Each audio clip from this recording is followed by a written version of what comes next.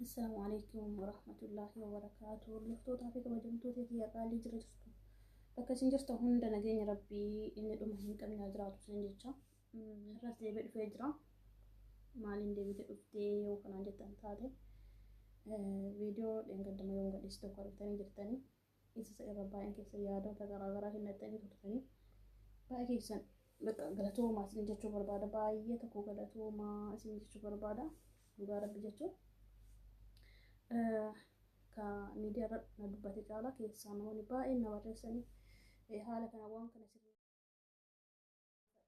sirrii yeroo waan kana dalagdu ammoo tiyyuu maqaa rabbii fayyadamanii hin kakatinii itti aansee sagalee hankee fagoo jira sagalee hankee sirreessii sagalee hankee akka nuuf dhagahamu itti aansee ammoo tiyyuu kanaafuu hamma danda'e gaafii keessaniif deebii qabadhee isin dhufeetiin jira. Sagalee ammoo tiyyuu wallaahi kan jiru biyya namaati mana namaati. Sagalee ol fuudhee baay'ee tokko haasa'uun natti hin tolu iyyuu inshaallah gaafa rabbiin jedhee biyya kiyya galee mana kiyya galeetiin hin jedhee haala bareedaa ta'e inshaallah isiniif dalagaa isin jedha. Itti aansee ammoo tiyyuu kakuu yeroo akkana hojjettuun kakatinii nan jettanii turan baay'ee keessan baay'ee tokko galatoomaa isin jedha. Yaada keessaniif wallahi itti yaadee osoo hin taane tasuma afaan namni lixee jechaadha. Tasuma afaan tokko galatoomaa isin jechuu barbaada. Hundaafuu yaadaa fi qaagaa keessan hundaafuu baay'ee tokko galatoomaa isin jechuu barbaada.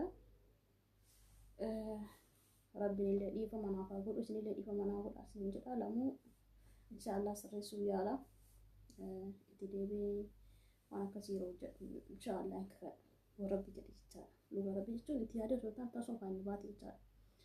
Inni akkasii ofiillee ammooti yeroo jalqabaatii fi viidiyoo dhedheeraa akkas hojjechuu jiru yeroo jalqabaatiif isin galee kanaaf miirri sodaa tokko illee jira. Bakka walumaa keessa isin galee kana fakkaata. Inshaallah gara fuula duraatti dhiisa yoo rabbiin jedheetiin hin jedhe kabiraa maannaan jettanii turtanii dhugaa rabbi. Tokkoffaa sagalee hankee sirreessi lammaffaa hin kakatinii sadaffaa maal jedhe abbo sadaffaa firaankii koo haraama ta'uu hin dagatinii naan jettanii turta yaada. Dhugaa rabbi jechuun walumaa gala wanti isin himuu barbaadu wallaahi anaatan akka malaa'ikaa takkaatti ittiin fudhatina. Dhugaa rabbi ilmi namaa tokkollee qulqulluun hin jiru jechaadha. Yoo rabbi nama qulqulleesse malee namni qulqulluun hin jiru. Maal jenna akkama jiru kanattuu maasiyama keessa jira dhugaa dubbachuu maal jennaan shari'aa kamtu amma dubartii biyya irraa bahaa jedhee kan jirru irri baay'een keenya biyya namaa jirra gola namaa jirra isin galee. Kanaaf sunuu maasiyaa takka jechaadha. Daangaa rabbiitti ala darbine akkasii walumaa galatti kana fakkaataa rabbiin bakka yaani rabbiin nuuf haa laaffisu hunda amrii jabaata hunda rabbiin nuuf haa laaffisu.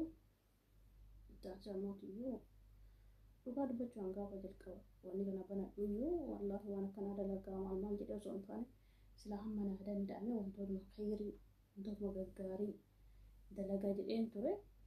Yoo rabbiin jedhe biyya kee galeetiin hin jedhe wantoota akkasiillee inshaallah gargaarsa rabbiitiin kaa dalagu ta'a. Hammasitti ammooti akkuma dhugaa dubbachuun tolchoo nuuf hin jiru akkuma miidiyaan irraan qorrameef jechaadha. Wallaahi waan kana hojjechuu jiru yaani akkuma miidiyaan irraan qorrameef kana fakkaataa isin jedha.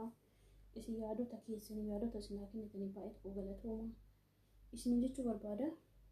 Ammallee ammootiyyuu na jajjabeessuu hin dagatinaa isin jedha. Wala haa jajjabeessinu marti keessaniyyuu dhugaa rabbii yaani hizdiin wamaa nama hin goodu.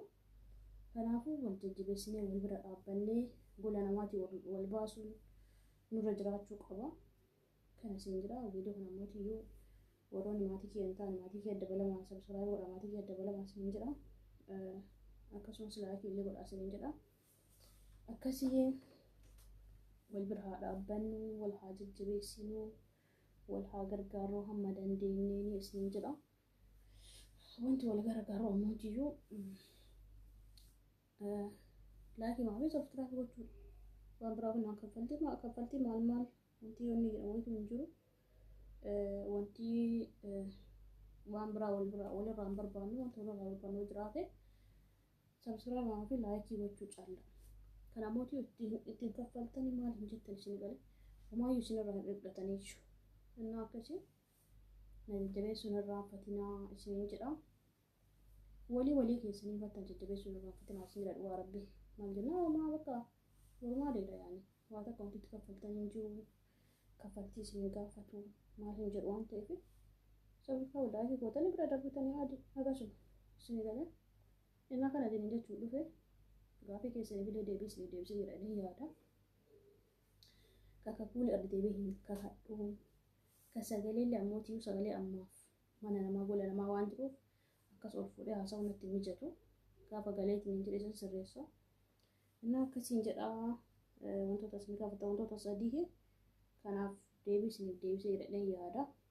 Innaa akkasii nagaa naaf jiraadha nagaa rabbii keessa naaf tura isiniin jedha. Amma yeroo biraa yoo rabbii jedhe walitti deebinutti nagaa naaf tura fayyaa qabaadha isiniin jedha baay'ee.